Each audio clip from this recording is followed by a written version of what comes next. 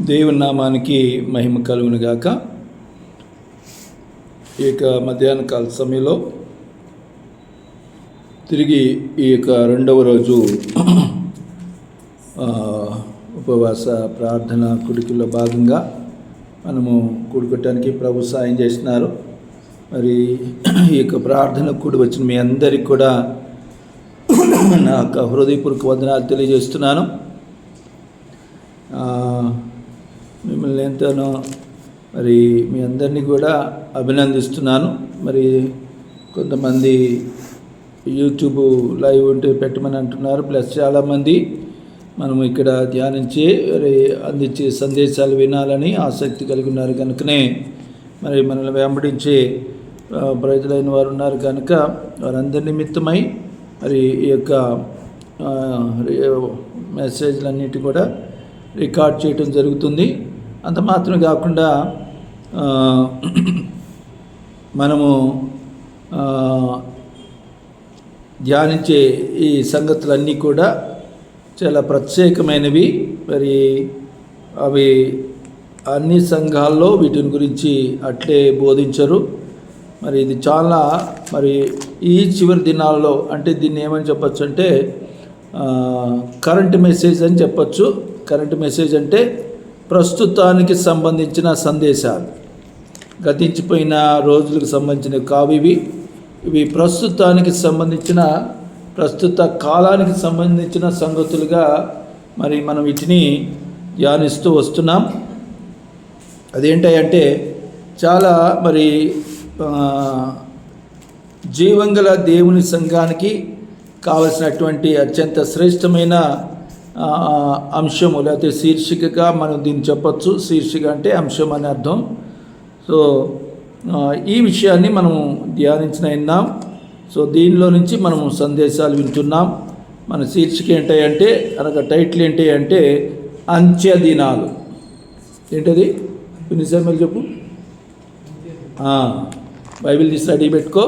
మరి నేను చెప్పినప్పుడు మీరందరూ చూడండి, చూస్తుంటేనే మీకు అర్థమవుతుంది. మంచిది. పోయిన రోజున నేను మీకు తెలియచెప్పిన మొట్టమొదటి మాట ఏంటంటే మరి ఈ అంచె దినాల్లో జరిగే సంగతులు ఏవేవైతున్నాయో వాటిని ఒక్కొక్కటిగా మనం ధ్యానించవలసిన వారమై ఉన్నామని మొదటిగా నేను మత్తయి సువార్త 24వ అధ్యాయంలో ఉన్న సంగతిని నేను మీకు చెప్పడం జరిగింది. అనగా ఈ చివరి దినాలలో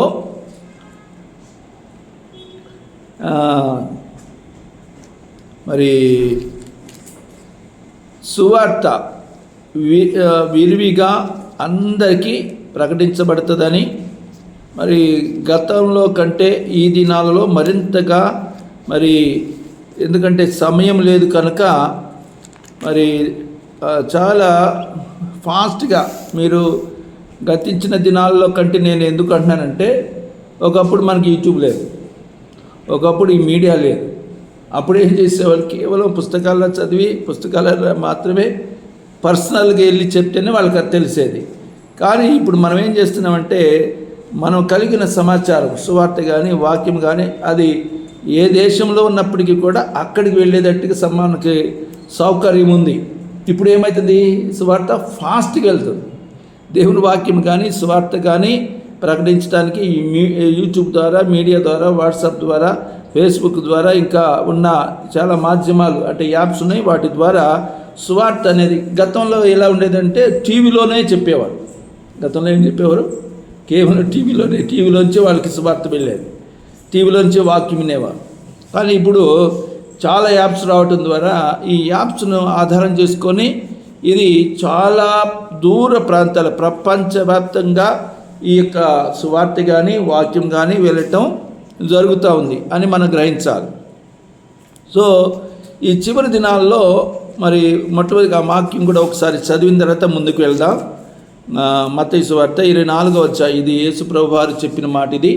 ఈ మాటను మీరు అందరూ గమనించవలసిందిగా మనం చేస్తున్నాను. 24వ అధ్యాయంలో 14వ వాక్యం మనం చదివాను చూడండి. మరియు ఈ రాజ్య సువార్త సకల జనులకు సాక్షార్థమై లోకమందంతటా ప్రకటింపబడును, అటు తర్వాత అంతం వచ్చును. అంటే అంచె దినాల్లో ఉన్నాం, ఇంకా అంతం కాలేదు. అంటే అంతము వచ్చి దాని ముందులో ఉన్నాం మనం. ఇప్పుడు మనం ఎక్కడున్నామంటే అంతం అయిపోయే రోజులకి దగ్గరలో ఉన్నామని అర్థం. అది యేసుప్రభువు చెప్తున్నాడు. సో అంతానికి దగ్గరలో ఉన్నాం, అంచె దినాలలో మనం ఉన్నాం, అంచె కాలంలో మనం ఉన్నామని ప్రభువారు చెప్తూ, దానికి ముందు ఏం జరుగుతుందంటే సకల జనులకు ఈ రాజ్య సువార్త అనగా దేవుని యొక్క రాజ్య సువార్త ప్రకటించబడాలి. సో అది ఎలా ప్రకటించబడుతుంది అని కనుక మనం ఆలోచన చేసినట్లయితే అది మనమే ప్రకటించాలని. మనమే అంటే అర్థం ఏంటంటే మారు మనసు పొంది బాప్తిసం పొందిన ప్రతి ఒక్కరు కూడా ఈ యొక్క మరి సువార్తను ప్రకటించటానికి అర్హులే అని లేఖనం ద్వారా మనం గ్రహించవచ్చు. సో ఈ విషయాన్ని మనం అందరం గ్రహించాలి. జీవం గల దేవుని సంఘంలో ఉన్న సభ్యులుగా ఉన్న ప్రతి ఒక్కరు కూడా దీనికి అర్హులు అని లేఖనం చెప్తా ఉంది. వారందరూ కూడా మరి దీన్ని ప్రకటించేవారుగా ఉండాలని స్పష్టంగా తెలియచేపడుతుంది. దానిలో భాగంగానే నేను 1993 సంవత్సరం నుంచే ఆ విధంగా మరి అనేకులకు మరి నాకు గుర్తే లేదు, చాలామందికి నేను ఎక్కడ పనిచేస్తే, నాకు ఎక్కడ ఫ్రెండ్స్ ఉంటే అక్కడ వారి అలాగ చర్చెస్లో మరి చర్చెస్లో కూడా దేవుని యొక్క స్వార్థను ఎలా మనం ప్రకటించాలని చెప్పేవాడిని. అట్ ద సేమ్ టైం జీవంగల దేవుని సంఘంలో జనులు ఎలాగ నడుచుకోవాలో చెప్తూ, ఆ జనులు నడుచుకోవాల్సిన విధానాల్లో ఒక విధానం క్రీస్తు సువార్తను ప్రకటించాలి. సో ఇది సంఘం బోధించాలి, సంఘము చేయాలి. సంఘ సభ్యులుగా ఉన్నవారు దీన్ని అనుసరించి దానిలో ఆ సువార్తను ప్రకటించేవారుగా ఉండాలనేది అది యేసుప్రభువు చెప్తున్న విధానం. సో ఆ విధంగా నేను దానిలో భాగంగా మరి నేను ప్రయాణాలలో బస్సులో సువార్త చెప్పినారు, ట్రైన్లో వెళ్తున్నప్పుడు చెప్పిన, అలాగే స్కూల్స్లో చెప్పాను, హాస్టల్లో చెప్పాను, అలాగే ఆఫీస్లో, అలాగే చర్చెస్లో, డిఫరెంట్ డినామినేషన్స్లో, హెబ్రోన్, బ్యాప్టిస్ట్, లూథరన్, అలాగే ఐపీసీ, అలాగే CSI, Methodist, so Pentecostal, independent churches, AG churches, అలాగే డిఫరెంట్ డినామినేషన్స్ ప్లాట్ఫామ్లో నేను సువార్తను దేవుని వాక్కును ప్రకటించడం జరిగింది. అలాగా మరి భారతదేశంలో దాదాపు 7 రాష్ట్రాలలో మరి ప్రకటించడానికి ప్రభు సహాయం చేసినారు. సో ఇదంతా కూడా దేవుడు నాకు ఇచ్చిన దర్శనమే అదనమాట. దర్శనము పిలుపు ఏంటంటే go and preach the gospel throughout the world, make the disciples all people in the world, baptize them in the name of father and son and holy spirit. So దాన్నే నేటి వరకు కూడా దేవుడు దానిని నెరవేర్చడానికి నన్ను బలపరిచి నేటి వరకు కూడా వాడుకుంటూ ఉన్నాడు. నేను ఉదాహరణకి ఒక మాట చెప్తాను. సువార్తను ప్రకటించే వారంగా మనం ఉండాలనే దాంట్లో నేను బెంగళూరు అనే రాష్ట్రం, లేకపోతే బెంగళూరు సిటీలో, కర్ణాటక రాష్ట్రంలో నేను అక్కడ జాబ్ చేస్తూ ఉండేవాడిని. ఆ కాలంలో నేను ఒకసారి ఆ పట్టణానికి వెళ్ళంగానే నాకున్న దేవుడిచ్చిన తలంపు ఏంటి అంటే ఆ పట్టణం కొరకు ప్రార్థన చేయాలి, 2 ఆ పట్టణంలోకి వెళ్ళి సువార్తను ప్రకటించాలి. అలాగా దానిలో భాగంగా నేను ఒకరోజు సెలవు పెట్టి మరి కరపత్రికలు ఏవైతే ఉన్నాయో అవి మరి సువార్తను ప్రకటించాలంటే మనం ట్యాక్స్ డిస్ట్రిబ్యూషన్ చేసేది ఒక విధానం, పర్సనల్గా చేసేది ఒక విధానం, చర్చ్ ద్వారా చెప్పేది మరొక విధానం. అలాగా రకరకాల ప్లాట్ఫామ్స్, రకరకాల వ్యూస్లో ఉన్నాయి. మనము ఇతరులకు సహాయపడటం ద్వారా సువార్తను ప్రకటించవచ్చు. ఇతరులకి మనం ఇప్పుడు నేను స్టడీస్లో ఉన్నప్పుడు ఇప్పుడు కొంతమంది ఏం చేసేవాళ్ళు అంటే తెలివి కలిగిన వాళ్ళు, తెలివి తక్కువ వాళ్ళు ఉంటారు కదా, అందరూ ఒకే నాలెడ్జ్ కలిగిన వాళ్ళు ఉంటారు. వాళ్ళకి నాకంటే కొంచెం తెలివి తక్కువ వాళ్ళు కూడా ఉంటారు. నేనే కొంచెం అతాత వాళ్ళు, నాకంటే తెలివి తక్కువ వాళ్ళు కూడా మా క్లాస్లో ఉన్నారు. వాళ్ళకి నేను రేరే ఆ నోట్స్ వారు నన్ను అడిగేవాడు అనమాట. అడిగితే నేను దాన్ని అడ్డం పెట్టుకొని వాళ్ళకి అడ్డం పెట్టుకొని దాని ద్వారా అతనికి ప్రభుని పరిచయం చేసేవాడిని. అంటే దేవుని ఆశీర్వాదం అంతా పొందుకోవాలని మారు మనసు నిమిత్తమైన వాక్కును వాళ్ళకి నేను చెప్తుండేవాడిని. అలాగా దేవుడు నన్ను మరి ఆనాటి నుండి నేటి వరకు కూడా అనేక ప్రాంతాలలో మరి ఆ బెంగళూరు సిటీలో నేనేం చేశానంటే ఆ కరపత్రికలు సాధించా, అంటే కన్నడ భాషలో కావాలి కదా, తెలుగు వచ్చని తెలుగు భాషలో చెప్తే అక్కడ ఎవరు చదవరు కదా. నేను వెళ్ళి అక్కడ స్పిరిచువల్ గిఫ్ట్ మిషన్ అనే ఒక ఆర్గనైజేషన్తో కూడినటువంటి ఒక సంస్థ ఉంది. ఆ సంస్థలో మొత్తం వాళ్ళ పని అంతా ఏంటంటే ట్రాక్సే వాళ్ళు డిస్ట్రిబ్యూట్ చేస్తారు, అంటే ప్రింట్ చేస్తారు. సో అది కూడా అన్ని లాంగ్వేజ్లో ఉంటాయి, ఎస్పెషల్లీ కన్నడ లాంగ్వేజ్లో ఉంటాయి అనమాట. వాళ్ళ అడ్రస్ కనుక్కొని వాళ్ళ దగ్గరికి వెళ్ళి నేను వాళ్ళని అడిగిన, ఏమనంటే మరి ఏం సార్ ఇట్లా మేము ట్రాక్స్ కావాలని అడిగితే అసలు నువ్వెవరు, నీకేం పని అన్నారు వాళ్ళు నన్ను. వాళ్ళు అడిగిన ప్రశ్న ఇదే, ఏమనంటే నువ్వెవరు బాబు అంటే నేను రవిబాబు నా పేరు అండి. అయితే నువ్వేం చేస్తాను అంటే నేను ఇంజనీర్ అండి, ఇక్కడ కన్స్ట్రక్షన్ బిల్డింగ్స్ ఇంజనీర్గా వర్క్ చేస్తానంటే అయితే నీకేం పని అన్నాడు. అంటే లేదు ఇట్లా నేను ఆమె క్రిస్టియన్ అన్నా. అయితే క్రిస్టియన్ అయితే నీకేం పని అంటున్నాడు ఆయన. లేదు దేవుడు నాకు ఇచ్చిన పిలుపు బార్బాట్లు అన్నట్టుగా అన్నప్పుడు అప్పుడు వాళ్ళు నవ్వి సంతోషంతో నీకు ఎన్ని కావాలి చెప్పండి, ఒక 500 600 కావాలన్న. 600 ఇచ్చారు వాళ్ళు. ఎంత డబ్బులు అయితే అన్నా, అయ్యా ఏమి డబ్బులు తీసుకో, ఫ్రీగా తీసుకోండి అన్నారు. ఇక మనకు సంతోషంగా అంత అయితే కాదు. సరే ఆ విధంగా అవి తీసుకొని ఇప్పుడు తీసుకోగానే సంబరం కాదుగా, అవి 600 కరపత్రికలు మనం ఏం చేయాలి, ఇప్పుడు డిస్ట్రిబ్యూట్ చేయాలి, పంచాలి. ఇక నేను ఒకరోజు చల్లబెట్టుకొని ప్రార్థన చేసుకొని మరి లీవ్ పెట్టేసిన. ఈరోజు నేను డ్యూటీకి రాలని మా బాస్కి చెప్పేసినాను. చెప్పేసి పొద్దున్నే లేచి ప్రార్థన చేసుకొని ఆయా మరి ప్రభువా నేను పట్టణానికి సువార్త ప్రకటించడానికి వెళ్తున్నాను, ఈ పత్రికల ద్వారా వెళ్తున్నాను, నువ్వు నాకు సాయం చేయని ప్రార్థన చేసుకొని ఆ కరపత్రికలు తీసుకొని మరి ఇంటికి వెళ్ళించిన. ప్రతి ఇంటికి ప్రతి గలీలో అక్కడ ఎవరు లేరనుకో ఆ తలుపులో కింద పెట్టేసింది. ఒక అపార్ట్మెంట్ ఎక్కిన, పెద్ద బిల్డింగ్ ఉంది, సిటీ కదా అంతా పెద్ద సిటీ కదా బెంగళూరు సిటీ. సరే ఆ సిటీలో ఒక బిల్డింగ్ కనబడింది. అరే ఈ బిల్డింగ్లో చాలా అంటే ఫ్లాట్స్ ఉన్నాయి అని నేనేం చేసిన, ఆ బిల్డింగ్ ఎక్కి పై ఫ్లోర్కి వెళ్ళాను. పై ఫ్లోర్కి వెళ్తే డోర్స్ ఉంటాయి కదా, ఈ డోర్ కింద కొంచెం గ్యాప్ ఉంటుంది కదా, ఆ గ్యాప్లో కింద నుంచి నేను ఆ కరపత్రి వేసేసాను. ఒక్కొక్క డోర్ ఒక్కొక్కటి వేసేసి అట్లా మొత్తం ఎన్ని ఫ్లాట్లు ఉన్న అన్ని ఫ్లాట్లకి వేసేసిన. అప్పుడు నేను సంతోషపడేవాడు. పోరే వీళ్ళకి డైరెక్ట్గా అయిపోయినా ఇండైరెక్ట్గా వాళ్ళకి వెళ్ళిపోయింది, ఇక ఉత్తరం వెళ్ళినట్టుగా వెళ్ళిపోతుంది అని చెప్పేసి అలాగా మ్యాక్సిమం 600 మొత్తం. అసలు అవి మోసుకుంటేనే చాలా బరువు ఉంటుంది. ఒక బుక్ అంటేనే ఒక 100 పేజీలు ఉంటుంది, అది కాదు అట్లాంటిది 6 బుక్కులు పట్టుకోవాలి. సో 600 కరపత్రికలు సంచులు వేసుకొని ఒక్కొక్కటి పంచుకుంటూ వెళ్ళి ఆ విధంగా ప్రభు యొక్క సువార్తను రోడ్డు మీద వెళ్ళే వాళ్ళకి టీ షాపుల్లో అలాగే బండి కోట్లు అంటే కిల్లి షాపుల్లో అలాగా సువార్తను ప్రకటిస్తూ మరి అనేక ప్రాంతాలలో మరి చెప్పడం, పర్సనల్ ఇవాంజలేట్ చేయడం జరిగింది. అంటే వ్యక్తిగతంగా చాలామంది కలిసిన, సంఘంగా కలిసిన, గ్రూప్లో ఈ విధంగా చెప్పడానికి ప్రభువారు నాకే అవకాశం ఇచ్చి చెప్పినప్పుడు ఆ విధంగా చేయడం జరిగింది. నేను ఇవన్నీ మీకెందుకు చెప్తున్నా అంటే యూ డూ లైక్ దట్, మీరు కూడా అలాగే చేయాలని. ఆమేన్, హల్లెలూయా.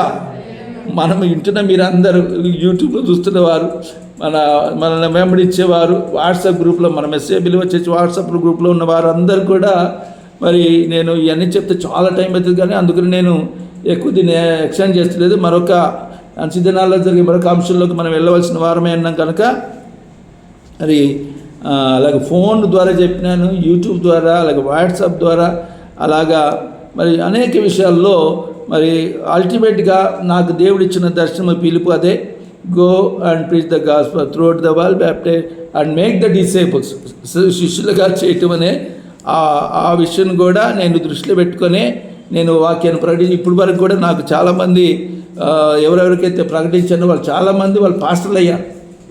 నేను లేట్గా అయ్యారు కానీ వాళ్ళు ముందయ్యారు. విషయం అది ఒకప్పుడు బీడిఎల్ ప్రాంతంలో యూత్ మీటింగ్ చెప్తూ వాళ్ళందరినీ గ్యాదర్ చేసి వాళ్ళకి వాక్యం చెప్పేవాడిని, ఆన్లైన్ ప్రేయర్ నడిపించేవాడిని. యూత్ మీటింగ్ పెట్టినప్పుడు అక్కడ నేను ఎవరికైతే పిలిచి బోధించి వాళ్ళకి నేర్పించానో వారు నాకంటే ముందు పాస్టర్ అయిపోయారు.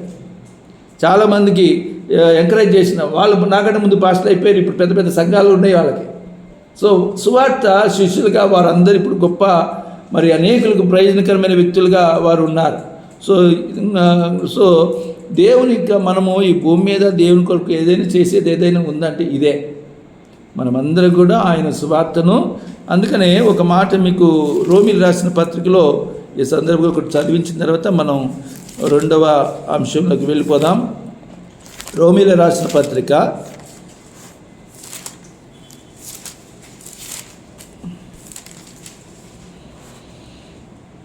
ఇక్కడ ఇలా రాసింది 10-13 చూద్దాం చూడండి. 10వ అధ్యాయం, రోమిలకు రాసిన పత్రిక 10వ అధ్యాయం 13వ వాక్యం. ఎందుకనగా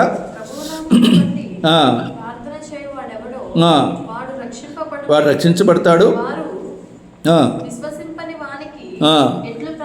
ఎట్లు ప్రార్థన చేస్తారు, వినని వారిని అదుగో వినని వారికి ఎట్లు విశ్వసించుదురు, ప్రకటించువాడు లేకుండా అదుగో మనం ప్రకటించబోతే వినేవాళ్ళు ఎక్కడ వస్తారు, వాళ్ళు ఎలా రక్షించబడతారు? మనం ప్రకటించే వాళ్ళు మనము సంఘము పంపించాలి, సంఘము నేర్పించాలి. ప్రకటించే వారు పంపబడిన ఎడల ఎట్లు ప్రకటించుదురు? ఇందు విషయమై ఉత్తమమైన వాటిని గురించిన సువార్త ప్రకటించు వారి పాదములెంతో సుందరమై ఉన్నదని వ్రాయబడి ఉన్నది అని చెప్పబడుతుంది ఇక్కడ. సో ఈ సందర్భంగా చూడండి, ఇప్పుడు ఈ సువార్త అనేది నాట్ ఓన్లీ ఫర్ ఒక ప్రాంతానికో, ఒక దేశానికో, ఒక జాతి వారికో, ఒక కులానికో కాదు. ఇది ఒక మతము కాదు, మతానికి సంబంధించినది కూడా కాదు ఈ విషయం అనేది. ఇది ఎలాంటిదంటే ఇది ప్రపంచానంతటికి సంబంధించిన సంగతి అని కనుకనే దాన్ని షేర్ చేయమంటారు అనమాట. అంటే సువార్తను ప్రకటించమంటారు. ఇప్పుడు ఆ సువార్తను ప్రకటిస్తూ వెళ్ళినప్పుడు ఇజ్రాయెల్ దేశంలో మొట్టమొదటి సువార్త ప్రకటించబడింది. అక్కడ చాలామంది నమ్మలే, కొద్దిమంది నమ్మారు. ఇప్పుడు 12 మంది శిష్యులు, 12 మంది యూదులు లేకపోతే ఇజ్రాయెల్ అనే వారు నమ్మరు యాక్చువల్గా. ఇప్పుడు దానికి సంబంధించిన ఒక మాట కూడా ఉందో చూడండి. 11వ అధ్యాయము, ఇదే రోమిలకు రాసిన పత్రిక 11వ అధ్యాయము 7వ వచనం కూడా చూడండి. ఏమగును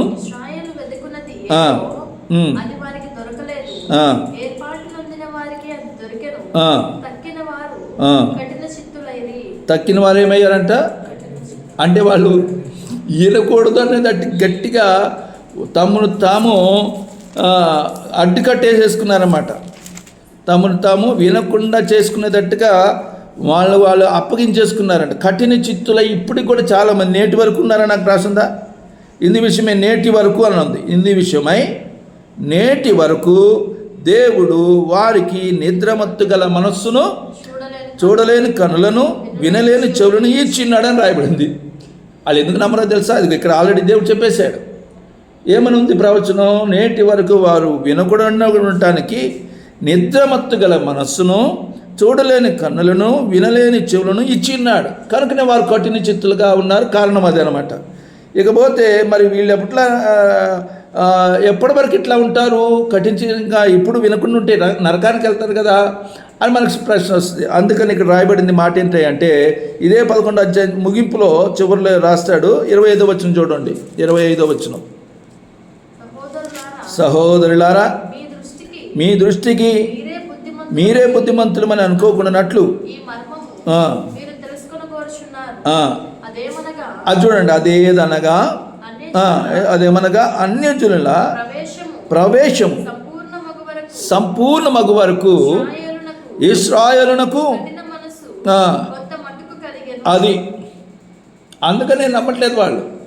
ఇక్కడ ఏమి రాయబడింది? అన్యజనులు వీళ్ళు నమ్మాలంటే ముందే ఎవరికి కంప్లీట్ కావాలంటున్నాడు?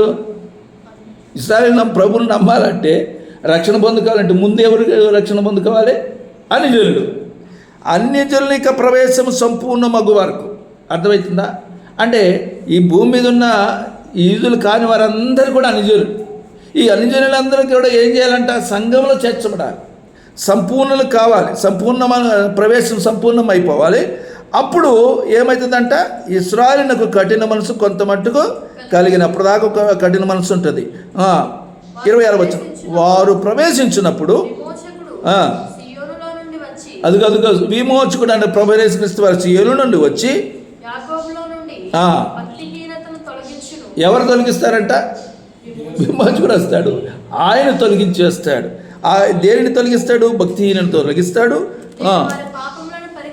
వాళ్ళ పాపాలను పరిహరిస్తాడు. ఇది అని రాయబడినట్లు ఎప్పుడు రక్షించబడతారంట? విమోచకుడు వచ్చి వారి భక్తిహీనత తీసివేసి వారికి రక్షణ కలుగు చేసి, ఇగో ఇక్కడ రాబడిన మాట ఏంటంటే ఇశ్రాయేలు జనులందరూ కూడా ఇప్పుడు చాలామంది ఇజ్రాయల్ దేశంకి వెళ్ళి ప్రభుని నమ్ముకుంటే వాళ్ళని తీసుకెళ్ళి చేయలేదు కాల్చేతులు ఏరుకొట్టేస్తారు వాళ్ళు. కానీ వీళ్ళందరూ ఎప్పుడు రక్షించబడతారని రాయబడిందంటే ఎప్పుడంటే అన్యజనులు ఇక ప్రవేశం సంపూర్ణమయ్యేదాకా ఇశ్రాయేలు నమ్మరు. అది దేనికి నమ్మరంటే అది దేవుడు పెట్టిన నిబంధన. కనుకనే వారు కఠిన మనసు దేవుడు పెట్టాడు కాబట్టి వాళ్ళు నమ్మరు. మరి వీళ్ళందరూ ఎప్పుడు నమ్ముతారు? మరి పౌలు భక్తుడు యూదులే, అపోస్తులు యూదులే, మరి వీళ్ళు ఎట్లా నమ్మారు అంటే కొంతమంది నమ్మారు అని రాయబడింది ఇక్కడ. తక్కిన వారు ఇక్కడ ఏమన్నదంటే 7వ వచనం 11:7 ఉంది. అలాగైన ఏమగును ఇశ్రాయేలు వెతుకున్నది ఏదో అది వారికి దొరకలేదు, ఏర్పాటు నొందిన వారికి అది దొరికారు. వాళ్ళు ఏర్పాటు చేయబడ్డారు, వాళ్ళకి దొరికింది. అర్థమవుతుందా? జక్కయ్య నాయన ఉన్నాడు, ఆయన దొరికింది. అలాగే కొంతమందికి నికోదేము దొరికింది. యేసేపు అన్న ఆయన, యేసు ప్రభు సమాధి ఆయనది అనమాట, అరిమతే యేసేపు అంటారు, ఆయన దొరికింది. అట్లాంటి వాళ్ళు కొంతమందికి దొరికింది. చాలామంది ఏమైపోయారు? కఠిన చిత్తులయ్యారు. వాళ్ళందరూ కూడా ఈ స్వార్థ ద్వారా అందరూ రక్షించబడతారు. ఎస్పెషల్లీ ఈ యూదులు మాత్రం అన్యజనులు సంపూర్ణమయ్యేదాకా వెయిట్ చేయాలన్నమాట. అప్పుడు ఇశ్రాయేలులందరూ కూడా రక్షించబడతారని దేవుడే దాన్ని నిర్ణయించాడు. ఆ విషయాన్ని పౌలు భక్తుడు చెప్తున్నాడు. రోమాలో ఉన్న సంఘానికి ఈ విషయం చెప్తున్నాడు అనమాట. ఇశ్రాయేలు ఎప్పుడు రక్షించబడతారంట? అన్యజనుల ప్రవేశం సంపూర్ణమయ్యేదాకా వారందరూ రక్షించబడరు. కనుక మనం దాని మీద ఊరికే ఇజ్రాయెల్ దేశం ఎంత ప్రార్థన చేశాడు నమ్మరు. అర్థమైందా? ఎప్పుడు దాకా నమ్మరు? కఠిన చిత్తం అంటే ముందాళ్ళకి ఫిక్స్ చేశాడు. ఏంటి మనసు? నిద్రమత్తు గల మనసు, వెళ్ళలేని చెవులు, చూడలేని కనులు, వారికి పెట్టిన తర్వాత నువ్వు ఎంత నెత్తినో కొట్టుకున్నా వాళ్ళు ఏమవుతారు? రక్షించబడరు. సో దేవుడు ఆ కార్యంని వాళ్ళకి నెక్స్ట్ చెప్పాడనమాట. సంఘం ఎత్తబడిన తర్వాత ప్రభువైన యేసుక్రీస్తు వారు భూమి మీదకి వచ్చిన తర్వాత ఆయన 1000 ఏళ్ల పరిపాలన అందరూ వచ్చేస్తారు. ఇక అదే ఇప్పుడు నేను కంటిన్యూషన్ కూడా చెప్పేది కూడా అదే. అంటే రెండో సంగతి కూడా దానికి కనెక్ట్ అయి ఉంటుంది అన్నమాట. కనుక ఇక్కడ రాయబడిన మాట ఏంటంటే 11:27 ఇశ్రాయేలు జనులందరూ కూడా ఏమవుతారంట? ఒక్కళ్ళు కూడా ఏడవబడరంట, అందరూ రక్షింపడతారు. అందరూ ఏమేం చేస్తారు? వాళ్ళు ఎత్తబడతారు. వాళ్ళందరూ కూడా ఎత్తబడటం అంటే దేవుని రాజ్యంలోకి చేరతారు అని అర్థం. కనుక ఈ విషయం జరిగినట్లుగా మనము ప్రార్థన చేయాలి. ఆమేన్, హల్లెలూయా. కేవలం మన సువార్తను ప్రకటించడమే కాదు, ప్రకటించవలసినప్పుడు మరి నేను సువార్తను ప్రకటించలేను అనేవాళ్ళు ఎవరు లేరు, అందరూ ప్రకటించవచ్చు. ఇప్పుడు మా చిన్నబాబు ఉన్నాడు, ఎట్లా కూర్చొని ఇక్కడ చిన్నబాబు ప్రకటించవచ్చు. ఆరా కాదు చిన్నబాబు, నీకు ఎంతమంది ఫ్రెండ్స్ ఉన్నారు? ఫ్రెండ్స్ ఉన్నారా? ఎంతమంది ఉన్నారు? లెక్కేస్తున్నావా? చెప్పు, తొందరగా చెప్పు. ఎంతమంది ఉన్నారు నీ ఫ్రెండ్స్? 5. మరి 5కి ఏం చేయాలి? నువ్వు మారుమూసి పొందావా? చెప్పు. బాప్తిజం తీసుకున్నావా? తీసుకున్నట్టు నీ పని ఏంటో తెలుసా? యేసు ప్రభువుని పరిచయం చేయాలి. ఎవరికి? నీ దోస్తులకి, నీకు తెలిసిన వారికి, నీ క్లోజ్ ఫ్రెండ్స్కి. నువ్వు చేస్తే వాళ్ళు నిన్ను వెంబడిస్తారు. అంటే దేవుడు నమ్ముకున్న వారు కూడా ఏమవుతారు? రక్షించబడతారు. దానికి నువ్వు కారణంగా ఉండాలి. ఆమేన్. గట్టిగా చెప్పు. అలాగే నేను చిన్నబాబు మీద చెప్తున్నా. అంటే ఇక్కడ ఉన్న వాళ్ళందరూ కూడా ఏం చేయాలన్నట్టు, ఆ దేవుని రాకడలు ఎత్తబడి మునుపుగా మనము ఈ పనిని నిర్వహించాలి అనే దేవుని యొక్క సంకల్పం, అది ఉద్దేశమైందనమాట. కనుక ఆ ఉద్దేశంలో మనం కూడా భాగమైనట్లయితే మనం ఎత్తబడినప్పుడు ఆ యొక్క ఫలాన్ని మనం పొందుకుంటాం. ఆమేన్, హల్లెలూయా. అలాగే భూమి మీద ఉన్నప్పుడు కూడా పొందుకుంటాం. ఆమేన్. ఇప్పుడు ఈ నేటి వాక్య ధ్యానం కొరకు మరి అంచు దినాల్లో జరిగే 2వ సంఘటన మనం చూద్దాం. చూడండి, యెషయా గ్రంథం 2వ అధ్యాయము 1 నుంచి 3 వచనాలు చదువుదాం. ఇక్కడ ఏమి రాసిందంటే, యోధాను గూర్చియు, అందరు తీశారా? యెషయా గ్రంథంలో 2వ అధ్యాయం 1వ వచనం, యోధాను గూర్చియు యెరూషలేమును గూర్చియు ఆమోజు కుమారుడైన యెషయాకు దర్శనం వలన కలిగిన దేవోక్తి. అదేంటంటే 2వ వచనం, అంత్య దినములలో యెహోవా మందిర పర్వత శిఖరమున ఎత్తబడును. చూడండి, ఇక్కడ ప్రవక్త చెప్తున్నాడు, ప్రవాహము వచ్చినట్లు. ఎవరైనా మిస్ అయ్యారా? అక్కడ రాయబడిన మాట ఏంది? సమ్ ఎంటైర్ ఎవరంటే ఎంటైర్ జంటైల్ సమస్తమైన అన్యజనులు దానిలోనికి వచ్చేదరు. తర్వాత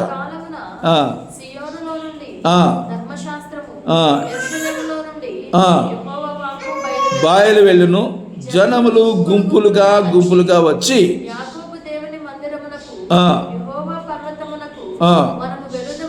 మనం వెళుదుము రండి, బోధించును. అదిగో చూడండి, ఈ అన్యజనులు అంటే నేను చెప్పాను ఊరికే మీకు యూదులు కాని వాళ్ళందరూ కూడా అన్యజనులు. అయితే దేవుడు ఎంత ప్రేమ కలిగిన వాడు, ఎంత కరుణ కలిగిన దేవుడు అంటే ఇదే యెషయా ప్రవక్త ద్వారా చాలా నేను చదువుతుంటే నాకు ఆశ్చర్యం అనిపించింది. సో ఎంత ప్రేమ కలిగిన దేవుడు అంటే అక్కడ రాయబడిన మాటలు మీరు కూడా వింటే మీకు ఆశ్చర్యం కలుగుతుంది. సో దేవుని యొక్క ప్రణాళిక ఎలాంటిదంటే ఇప్పుడు ఒకసారి మీకు చూపిస్తాను, ఆ వాక్యం చదువుతాను చూడండి. యెషయా గ్రంథము 19వ అధ్యాయం 25వ వాక్యం చదవండి. సైన్యములకు అధిపతియగు యెహోవా, నా జనమైన ఐగుప్తీయులారా. ఇంటున్నారా? ఒకసారి ఇక్కడ ఆగుతాం. యెషయా భక్తుడి ద్వారా దేవుడు పలికిస్తున్న మాట ఏంటంటే ఐగుప్తీయులను పట్టుకొని దేవుడు ఏమన్నాడంటే నా జనమైన ఐగుప్తీయులారా. ఐగుప్తీయులు దేవుని జనమా? చూడండి, ఐగుప్తీయులు లోకానికి సంబంధించిన వాళ్ళ మనం ఇప్పుడు కూడా మనం చెప్తూనే ఉంటాం. ఐగుప్తులు ఎవరంటే వాళ్ళు లోక సంబంధులు. ఐగుప్తు దేనికి సాధ్యం? లోకానికి సాదృశ్యం అని చెప్తూ ఉంటాం. సో ఇక్కడ దేవుడు ఏమని పిలుస్తున్నాడు అంటే ఐగుప్తీయులను నా జనం. యాక్చువల్గా ఆయన జనం ఎవరు? యూదులు ఆయన జనం. ఇశ్రాయేల్ ప్రజలను పేరు పెట్టబట్టి ఆయన జనం. హెబ్రీలు ఆయన జనం. అబ్రహాం, ఇస్సాకు, యాకోబులు ఆయన జనం. నా జనాంగం అంటాడు, నా పేరు పెట్టిన ప్రజలారా అంటాడు. కానీ ఇక్కడ ఎవరి గురించి మాట్లాడుతున్నట్టే నా జనమైన ఐగుప్తీయులారా. రెండోది చదవండి. నా చేతుల పని అయిన అష్షూరీయులారా. చూసారా? అష్షూరీయులు అనే వాళ్ళు ఎవరు? ఇశ్రాయేలు శత్రువులు పట్టుకొని దేవుడు ఏమన్నాడు? నా చేతి పని అయినా అష్షూరీయులారా, నా స్వాస్థ్యమైన ఇశ్రాయేలులారా. ఎవరికి చెప్తున్నాడు? చూడు, మీరు అన్నాడు. అంటే ముగ్గురిని చెప్పి ముగ్గురిని కట్ట చేసాడు. ఒక దాంట్లోకి తీసుకొచ్చేసాడు. ముగ్గురిని ఐగుప్తీయులను కలిపేశాడు, అష్షూరీయులను కలిపేశాడు, ఇశ్రాయేల్ని కలిపేశాడు. అసలు ఇశ్రాయేల్ అష్షూరీయులతోనూ ఐగుప్తులు అసలు కలవరు. కానీ దేవుడు ఏమంటే ముగ్గురిని ఒక చాట పెట్టేసి ఈ ముగ్గురిని గురించి ఏమన్నాడంటే మీరు ఆశీర్వదించబడుదురని చెప్పి వారిని ఆశీర్వదించును. ఆశీర్వదించను కాదు, ఆశీర్వదించును. ఏంటయ్యా అంటే ఈ అన్యజనుల్లో మీకు వస్తారు ఈ రెండు జాతుల వారు. ఏది? ఐగుప్తీయులు, అష్షూరీయులు. వీళ్ళు దేవుని ప్రజలుగా మార్చబడతారు. అసలు ఇక ఇక్కడ 19వ అధ్యాయం 1వ వచనంలో కూడా చూడండి ఏమంటుంది? దేవోక్తి. అది ఐగుప్తుని గురించిన దేవోక్తి. ఇక్కడ చూడండి 19వ వచనం చూడండి. 19 చదవండి.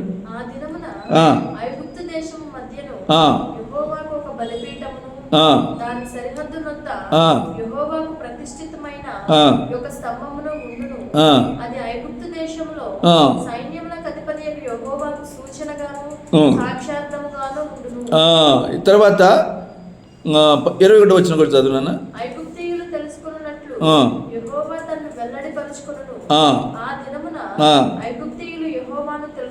తెలుసుకొందురు,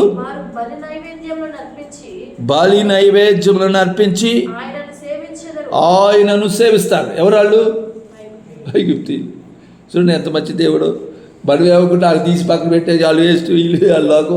కానీ దేవుడు ఏమన్నాడు? వాళ్ళు వచ్చి బలి నైవేద్యాలు అర్పిస్తారంట, బలిపీఠం కడతారంట వాళ్ళు.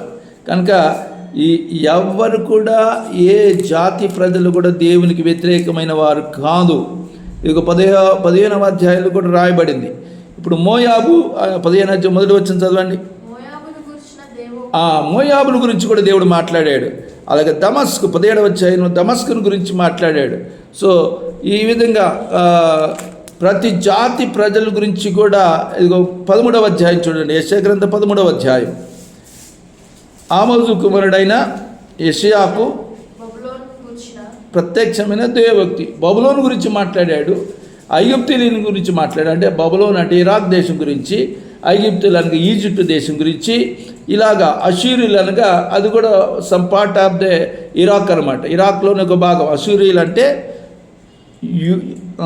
ఫారో ఐగుప్తీయులు ఉన్నారు కదా, ఈజిప్ట్ దేశానికంటే ముందు ఉన్న పురాతనమైన దేశం అది. అంటే మొట్టమొదటిగా ప్రపంచంలో మొట్టమొదటిగా పవర్ఫుల్ కంట్రీ ఏదైనా ఉందంటే, దేశం ఏదైనా, రాజ్యం ఏదైనా ఉందంటే అషూరీ సామ్రాజ్యమే. అత్యంత పురాతనమైన సామ్రాజ్యం. ఆ అషూరీలు అనే వాళ్ళు ఏం చేసేవాళ్ళు అంటే, వాళ్ళకి అంత రాజ్యకాంక్ష ఉండేది. అంటే రాజ్య విస్తరణించుకోవటమే, పక్కన దేశం మీద వెళ్ళటం, వాళ్ళ మీద యుద్ధం చేయటం, వాళ్ళని మొత్తం కబ్జా చేయటం. అట్లా వాళ్ళ యొక్క భూభాగాన్ని విస్తరించుకునే పనిలో వాళ్ళు ఇరాన్ని ఆక్రమించుకున్నారు, ఇరాక్ను ఆక్రమించుకున్నారు, సిరియాను ఆక్రమించుకున్నారు, టర్కీని ఆక్రమించుకున్నారు. అలాగే ఈజిప్ట్ అంటే ఇజ్రాయెల్ దేశం మీదకి వచ్చి దండెత్తారు. సమరయ ప్రాంతాన్ని వాళ్ళు కబ్జా చేసేసారు. సో సమరయ ప్రాంతంలో ఉండే వాళ్ళందరూ ఎక్కువగా అషూరీలే ఉంటారు. సో సమరయాన్ని తీసుకున్నారు. అలాగే ఈజిప్ట్ దేశాన్ని కూడా వీళ్ళు రాజ్య విస్తరణ పనిలో ఉండే శక్తివంతమైన సామ్రాజ్యం అది. ఇప్పుడు వీళ్ళందరూ కూడా ఇశ్రాయేల్ ప్రజలను బహుగా హింసించిన వాళ్ళు. ఈ అషూరీయులు అనేవాళ్ళు ఇజ్రాయెల్ ప్రజలు ఒక రకంగా. మీరు ఇప్పుడు 10వ అధ్యాయంలోకి రండి.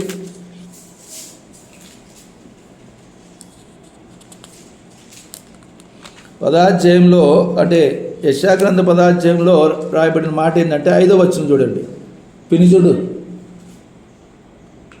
యెషయా గ్రంథం 10వ అధ్యాయము 5వ వచనం, తొందరగా చూడు, చదువు. ఆ వాక్యం చదువుతాడు, చిన్నబాబు చదువుతాడు, మనం అందరం ఉందాం. యెషయా 10:5 గట్టిగా చదువు. అషూరీయులకు చదువు. వారు నా కోపమునకు సాధనమైన దండము, నా దుడ్డు కర్ర, నా ఉగ్రత వారి చేతిలో ఉందంట. ఎవరి చేతిలో ఉందంటే దేవుని ఉగ్రత అషూరీయుల చేతిలో పెట్టేశాడు. ఆయన దండం ఎవరి చేతిలో ఉందంట? అషూరీయుల చేతిలో పెట్టేశాడు. నా కోపమునకు సాధనమైన దండము అంటే ఈయన డైరెక్ట్గా, దేవుడు డైరెక్ట్గా ఇశ్రాయేల్ ప్రజలను మరి అణిచివేయడం, లేకపోతే వాళ్ళు పాపంలోకి వెళ్ళినప్పుడు శిక్షించడానికి డైరెక్ట్గా వాళ్ళని శిక్షించకుండా అషూరీయుల్ని వాళ్ళ మీద తోలాడు. తోలినప్పుడు వాళ్ళు గజ్జ వణుకుతారనమాట. వాళ్ళు పడిన బాధలు ఇంత అంత కాదు. అందుకనే దేవునికి దండం ఎవరై అంటే అషూరీయులే. ఇప్పుడు ఆ దండమైన అషూరీయులు, దుడ్డుకరైన అషూరీయులు, నా ఉగ్రత అయిన అషూరీయులకి ఇప్పుడు దేవుడు ఏం చేస్తున్నాడు? దేవుని నా చేతుల పని అయినా అందుకే అన్నాడు 19:25 ఏమనుంది? నా చేతి పని అయినా అంటే దేవుని చేతిలో వాడబడిన దుడ్డుకర్ర లాంటివాడు, దండం లాంటివారు ఎవరై అంటే అషూరీయులు అనమాట. సో ఇక్కడ అలాగే ఇప్పుడు మోయాబు జాతి ప్రజలు ఉన్నారు. మోయాబు జాతి ప్రజలు అంటే మనకు తెలుసు కదా. ఈ మోయాబు జాతి ప్రజలు కూడా రక్షించబడతారా? ఇది చెప్పాలి. ఇప్పుడు మోయాబీలు కూడా దేవుడు యాక్సెప్ట్ చేస్తాడా? చెప్తున్నానా?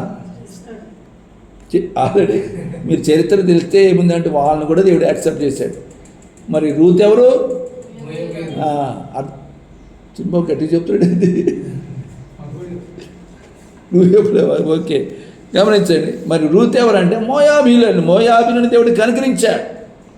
ఎన్ని పాపాలు చేసినా, ఎంత దేవునికి వ్యతిరేకంగా ప్రవర్తించినా, విగ్రహారాధనలకు దేవుని కాదని, దేవుడు లేడని, దేవుడు కాదని ఎన్ని చెప్పినప్పటికీ కూడా దేవుడి వల్ల మరలా వారిని ఏం చేశాడు? దగ్గర చేర్చుకునే దేవుడు. అది దేవునిలో ఉన్న ఆ ప్రేమ తత్వాన్ని మనం అర్థం చేసుకోవాలి. కనుక ఇప్పుడు నేను రక్షించబడతానా, నన్ను కూడా దేవుడు యాక్సెప్ట్ చేస్తాడంటే భయంకరమైన వాళ్ళను కూడా దేవుడు యాక్సెప్ట్ చేశాడు. వారిని ఆశీర్వదించాడని రాయబడింది, ఆశీర్వదిస్తాడని రాయబడింది. సో అలాగా దేవుడు వారినే యాక్సెప్ట్ చేస్తే ఇక్కడ భూమి మీద ఉన్న ఎవరినైనా తిరగబడిన వాళ్ళు, తిట్టిన వాళ్ళని, ఇప్పుడు యూట్యూబ్లో దేవుడిని ఎంతమంది తిడుతూ ఉంటారు కదా. ఇప్పుడు తిడతాం కాదు, అంతకుముందే తిట్టారు లేదా? యేసుప్రభుని పట్టుకుని ఏమన్నారు? తిండిపోతూ అన్నారు, తాగుబోతూ అన్నారు, అన్నారా లేదా? మరి అంటే ఆయన ఏం చేశాడు? నా సంగతి మీకు తెలియదని చెప్పి ఆయన బింబించండి వాళ్ళని మటాశయం చేయలేడు. చేసిండా? ఏం చేయలేదు. సో ఆయనే వారి పాపాల కొరకు శిక్ష అనుభవించాడు, కానీ వారి మీద ఏమీ ఆయన తిరుగుబాటు చేసినట్టు మనకు కనబడదు. సో మనం ఏం గ్రహించుకోవాలంటే ఈ చివరి దినాల్లో, అంచె దినాల్లో ఇక్కడ జరగబోయే విషయాన్ని గురించి ఏం చెప్తున్నాడంటే, అన్యజనులు ప్రవాహంలాగా యెరూషలేముకి వస్తారు. అయితే ఇక్కడ విషయం ఏంటంటే, ఇది యూదాను, ఇదే వాక్యాన్ని మరొక ప్రవక్త కూడా చెప్పాడు. ఆ మాట కూడా చూద్దాం, గమనించండి. ఇది కొంచెం చాలా లోతైన సంగతులు మీరందరూ గ్రహించాలి. సో ఈ విషయాన్ని ఇది చాలా క్రిటికల్ సంగతులు, అనగా చాలామందికి అర్థం కాని విషయాలు ఇవన్నీ. సో ఇది ఈ చివరి దినాల్లో ఉంటున్న మనము తప్పనిసరిగా తెలుసుకోవాల్సిన సంగతులని మీరందరూ గ్రహించాల్సిందిగా నేను మనవి చేస్తున్నాను. సో ఇప్పుడు జకర్యా గ్రంథం 14వ అధ్యాయం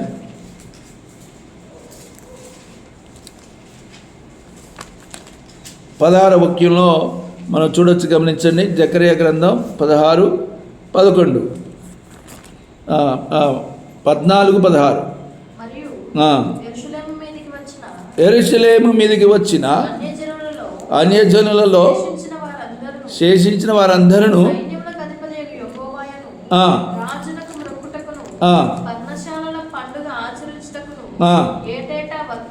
ఏటేట వస్తారు.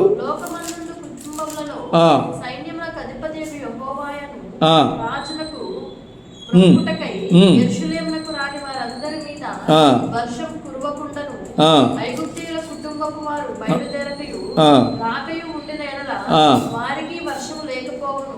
పర్ణశాలల పండుగ ఆచరించుటకై రాని అన్యజనులకు తాను నియమించిన తెగులుతో యెహోవా వారిని మొత్తును. చాలు. ఇక్కడ మనం చూసినట్లయితే ఈ జకర్యా ప్రవక్త కూడా ఇదే సంగతిని చెప్పాడు. అలాగే మరొక ప్రవక్త కూడా చెప్పారు. దేవుడు వాళ్ళకి బయలుపరిచిన కారణం చేత వారు ప్రవచిస్తూ వచ్చారు. ఇప్పుడు మీకా ప్రవక్త రాసిన ప్రవచన గ్రంథం 4వ అధ్యాయం మొదటి 2 వచనాలు చూద్దాం. చూడండి. అంత్య దినములలో, ఇక ఈ మాట మీరు గుర్తుపట్టాలి. అంత్య దినములలో యెహోవా మందిర పర్వతము స్థిరపరచబడి ప్రవాహము వచ్చినట్లు జనులు దానిలోకి వస్తారు. కాబట్టి ఆ కాలమున అన్యజనులు అనేకులు వచ్చి సియోను నుండి ధర్మశాస్త్రమును, యెరూషలేము నుండి యెహోవాకును బాయలు వెళ్ళును. యెహోవా పర్వతమునకును మనం వెళ్దాం రండి బోధించును. ఏం చెప్పుకుంటారంట? మనం ఆయన త్రోవలలో నడుచుకుందాము రండి అని చెప్పుకుంటారంట. ఎప్పుడు? అంచె దినాలలో. అంచె దినాలంటే ఎప్పుడు? ఇప్పుడే. ఆమేన్, హల్లెలూయా. అంటే ఈ అంచె దినములు అనే విషయాన్ని చాలామందికి అర్థం కాదు. అంటే రకరకాలుగా దీన్ని నేను చాలా మట్టుకు ప్రభు సన్నిధిలో పరిశుద్ధాత్మ సహాయంతో ధ్యానం చేసి ఎప్పుడో నేను చెప్పవలసింది, కానీ అసలు లాస్ట్ ఇయర్ చెప్పాల్సింది దేవుడు ఈ రోజుకు ఈ సంవత్సరానికి దేవుడు అనుమతించినాడు. సో అంచె దినములు అనేది ఎప్పుడు ప్రారంభమైనవి అనేది మనం చూసినట్లయితే, ఎప్పుడు ప్రారంభమైనవి? ప్రసాద్ చెప్తావా? లేఖనంలో రాయబడిన ఒక మాట మనం చూద్దాం. చూడండి. అపోస్తలుల కార్యముల గ్రంథం 2వ అధ్యాయం. అంచె దినాలు మనకి ఎప్పుడు ప్రారంభమని అందని ఇక్కడ పేతురు భక్తుడు చెప్తున్నాడు. చూడండి. 2:16 చదవండి. యోవేలు ప్రవక్త ద్వారా సంగతి ఇదే, ఏమనగా అంత్య దినముల యందు నేను మనుషులందరి మీద అది ఇప్పుడు ఎప్పుడు చెప్తున్నాడు ఈయన? యేసుప్రభువు వారు వెళ్ళిపోయిన తర్వాత సంఘం ఆవిర్భవించబడేటప్పుడు వారందరూ మేడగదిలో కూడుకున్నప్పుడు ఆ ఇంటిలోకి పరిశుద్ధాత్మ దేవుడు దిగి వచ్చినప్పుడు ఆ సంగతిని గ్రహించిన వాడై వెంటనే ఏలియా ప్రవచనాన్ని యోవేలు యొక్క ప్రవక్త యొక్క ప్రవచనాన్ని జ్ఞాపకం చేసుకుని చెప్తున్నాడు. అంచె దినముల యందు నేను మనుషులందరి మీద అని చెప్పింది ఇది దీని గురించే చెప్పాడు. అది ఇప్పుడు ఆరంభమైనవి అని చెప్తున్నాడు అన్నమాట. అప్పుడేమో చెప్పింది ప్రవచనం నెరవేరింది ఎప్పుడు? పేతురు గారు అపోస్తులు ఉన్నప్పుడు నెరవేరింది అని చెప్తున్నాడు. అంటే ఇప్పుడు ఆరంభమైనవి అని చెప్తున్నాడు. అర్థమైందా?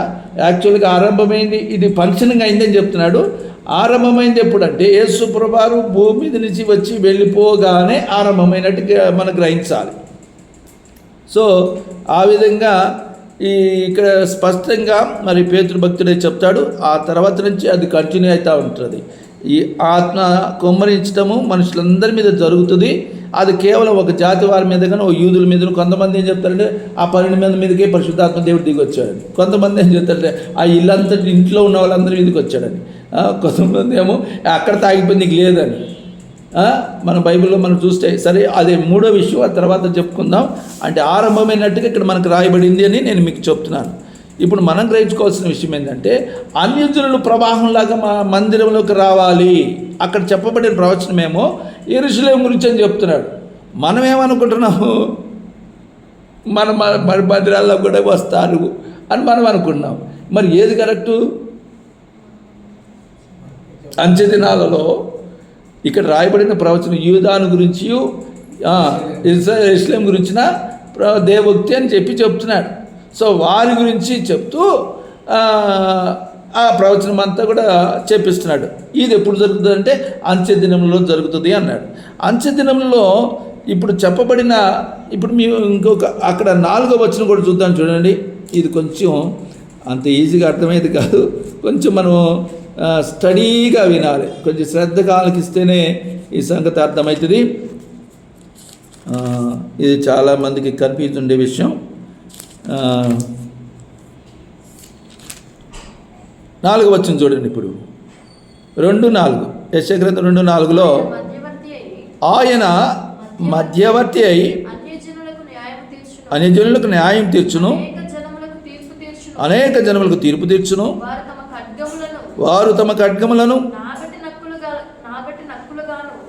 ఇప్పుడు చూడండి, ఖడ్గాలు ఏం చేస్తారంట? నాగటి నక్కులుగా చేస్తారంటే. ఖడ్గం దేనికి వాడతారు? యుద్ధానికి వాడతారు. ఇప్పుడు ఇక్కడ ఏం చేస్తున్నారు? ఖడ్గాలన్నీ తీసి నాగటి నక్కులు పెడుతున్నారంట. అంటే భూమి దున్నటానికి వాడుతున్నారంట. ఇక కత్తితో పని లేదు మనకు. ఇప్పుడు ఏం దేనికి వాడుతున్నారంటే అది వేస్ట్ చేయకుండా నాగటి నక్కులు పెడతానికి వాడుతున్నారంట. రెండోది ఈటలనేమో అది ఈటలు ఏం చేస్తారు? ఈటలు వేసి అప్పుడు వాడే యుద్ధంలో వాడే సాధనాలు ఇవి, ఆయుధాలు. ఈటే ఇప్పుడు ఆ సౌలు ఏం చేశాడు? దావీదుని యుద్ధానికి వాడే సాధనాలు. కత్తి ఏమో నాగటి నక్కులు, ఈటలేమో మచ్చుకత్తులు గాను. తర్వాత జనము మీదికి జనము ఖడ్గమెత్తకాయుండును. ఎట్లా ఉంటాయి అంట ఈ దినాలు? జనం మీదకి జనం ఏమవుతారంట? ఖడ్గం ఎత్తరంట. ఖడ్గం ఏమైపోయింది? ఇప్పుడు నాగటి నక్కులు అయిపోయింది. ఇంకేడండి ఖడ్గాలు? ఇంకా ఈటలు ఏమైపోయినాయి? మచ్చుకత్తులుగా అయిపోయినాయి. ఇంకా జనం మీదకి జనము ఖడ్గం ఎత్తక ఉందురు యుద్ధము చేయ నేర్చుకున్నట్ట ఇక మానివేయును. ఇక యుద్ధాలే ఉండవట. యుద్ధము చేయ నేర్చుకున్నట్ట ఇక మానివేయును అని రాయబడింది. మరి ఇది ఎప్పుడు జరుగుతుంది అంటే ఇది అంచె దినంలో కాదు. ఇప్పుడు మన అంచె దినాల్లో ఏమని చెప్తే యేసుప్రభువు ఏం చెప్తాడు? జనం మీదకి జనము, యుద్ధము, వాళ్ళ మీద ఈ దేశం మీదకి ఆ దేశం మీదకి ఈ దేశం, యుద్ధాలు ఇది జరుగుతూనే. మరి ఇక్కడ ఏం రాయబడింది? కత్తులు అన్నీ కూడా బంద్ చేసేస్తారు, ఈటలన్నీ బంద్, యుద్ధమే బంద్ అంటున్నాడు. ఇదంతా ఎప్పుడు జరుగుతుందంటే ఇది 1000 ఏండ్ల పరిపాలనలో జరిగే సంఘటన. మనం చదువుకున్న మొదటి 2వ వచనంలో ప్రారంభంలోనేమో అంచె దినాలను ఉంది. అంచె దినాలు ఉంది. మరి అంచె దినాలలో జరిగేది ఒకటి ఉంది, మరి 1000 ఏండ్ల పరిపాలన జరిగేది ఇంకోటి ఉంది. అది కంటిన్యూషన్ ఉంది. అరే ఇదేంది ఇట్లా ఉందని నేను చెక్ చేసిన, అరే అట్లా కాదు కదా అని. మనం చదువుకుంటున్న అంశమే దాని అంశము అంచె దినాలు. ఇక్కడ రాయబడిన మాట యుద్ధం ఉండదు అంటున్నాడు, కత్తులు ఉండవు అంటున్నాడు, ఈటలు ఉండవు అంటున్నాడు. మరి ఇప్పుడు అసలు ఈ అంచె దినాల్లో యుద్ధాలే అవుతాయి. మరి ఇది ఎందుకు ఇట్లా చెప్తున్నాడు? ఇది దేవుడు ప్రవచనం ఎలా ఉంది అని చెప్పి నేను ఆలోచన చేసినప్పుడు నాకు దేవుడు అర్థం చేసిన మాట ఏంటంటే, అంచె దినాలు ప్రారంభమై అది ముగింపులో జరిగే సంఘటన. ప్రారంభమేమో ప్రవాహంగా జనాలు వస్తారు. ఎక్కడికి వస్తారు? దీంట్లో రెండు కొనాలంటే ఇప్పుడు యూదాల గురించి యెరూషలేము గురించిన ప్రవచనం ఇది. అది అవును, ఎస్, అది యూదుల గురించి ఇశ్రాయేలు గురించిన ప్రవచనమే, యెరూషలేము గురించిన ప్రవచనమే. అయితే ఆధ్యాత్మికమైన కోణంలో ఈనాటి సంఘంలో కూడా జనులు ప్రవాహంలాగా వస్తారు. అది మనం తెలుసుకోవాలి. సో ఇప్పుడు మన భారతదేశంలో ఉంటున్న మనం, భారత్లో లేకపోతే ఇండియాలో ఉంటున్న మన సంఘాల్లో కూడా దేవుడు ఏం చేస్తాడంటే ఈ చివరి దినాలలో ప్రవాహంలాగా జనులు వస్తారు. ఇది జరగబోతుంది. సో దీని కొరకు మనం ప్రార్థించాలి. ఆమేన్, హల్లెలూయా. ఈ ప్రవాహంలాగా జనులు వస్తారు. వాళ్ళందరూ ఎవరంటే అరిజనులు. ఎవరు కూడా వాళ్ళు ఉండరు. ఇప్పుడు మనం చర్చికి రండమ్మా అంటే ఎంతో రాదు. ఇప్పుడు చూడండి, ఇక ప్రారంభమైతే ప్రవాహంలాగా జనులు మందిరానికి వస్తారు. ఇది చివరి దినాలలో, ఇది అంతంలో ఇది జరుగుతాయి అన్నమాట. సో ఇప్పటికే ఆల్రెడీ ఇప్పుడు ఫర్ ఎగ్జాంపుల్ ఇండియాలో ఒకప్పుడు జనాలు యేసుప్రభు అంటే ఎవరికి తెలియదు. ఇప్పుడు చూడండి అందరికీ తెలిసిపోయేది రివర్స్ కొడుతున్నారు. ఇప్పుడు అతను రివర్స్ ఎందుకు కొడతారు తెలుసా? తెలిసిపోయింది వీళ్ళకి సత్యం. ఏమని? ఈయన నమ్ముకుంటే ఇంక వేరేది బంద్ చేయాలని అట్లయిపోయింది. వాళ్ళకి ఏం అర్థం వచ్చేసిందంటే యేసుప్రభుని నమ్ముకుంటే ఇంకోటి నమ్మడానికి వీల్లేదు, అది ఇది చేయడానికి వీల్లేదు, కనుక మనం ఇది వదులుకోలేము కాబట్టి ఇది నమ్మడానికి వీల్లేదు అని దానిని రిజెక్ట్ చేస్తున్నారు.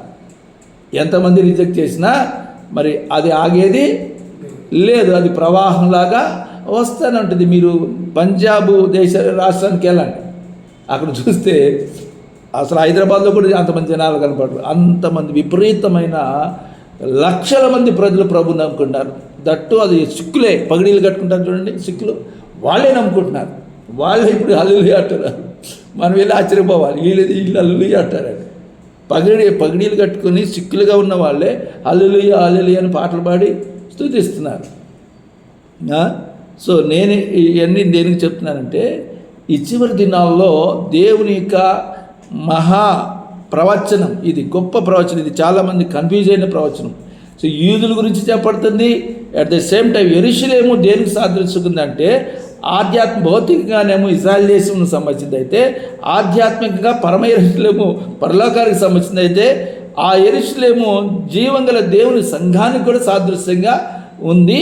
ఆ కోణంలో మన సంఘాలలో కూడా ప్రవాహంలాగా జనులను దేవుడు పంపిస్తాడు. ఆ జనులు ఎవరై అంటే అందరూ అని జనులు. మేము నమ్మవనే వాళ్ళుగా చచ్చినట్టు వచ్చి నమ్ముతారు. మంత్రాలు మాయలు చేసేవాళ్ళు కూడా వచ్చి నమ్ముతారు. ముస్లింలు నమ్ముతారు, హిందువులు నమ్ముతారు, ఏ జాతి వాళ్ళని కులమారని. ఇప్పుడు రెడ్డిలు, కమ్మలు, కాపులు అందరూ నమ్ముతున్నారా? లేదు చౌదరీస్ అందరూ నమ్ముతున్నారా? ఒకప్పుడు వాళ్ళు ఏం చేసి ఇంటికి కూడా రాని, ఇప్పుడు వాళ్ళే వచ్చి బైబిల్ పట్టుకుంటున్నారు. మరి నమ్ముతున్నారు లేదా? ప్రవాహంలోకి వస్తున్నారు లేదా? సో ఇప్పుడు జరుగుతుంది అది. సో ఈ ప్రవచనము ప్రారంభమైంది, నెరవేర్పు ప్రారంభమైంది. అది మరి అపోస్తలుల కార్యములు 2వ అధ్యాయంలో ప్రారంభమై నేటికి కొనసాగుతూ ఉంది. ఈ అంచె దినాల్లో ఇవన్నీ సంభవిస్తూ ఉంటాయి. సో మనం మీకా ప్రవచనం చదివాం, జకరియా ప్రవచనం చదివినాం, యెషయా ప్రవచనం చదివినాం.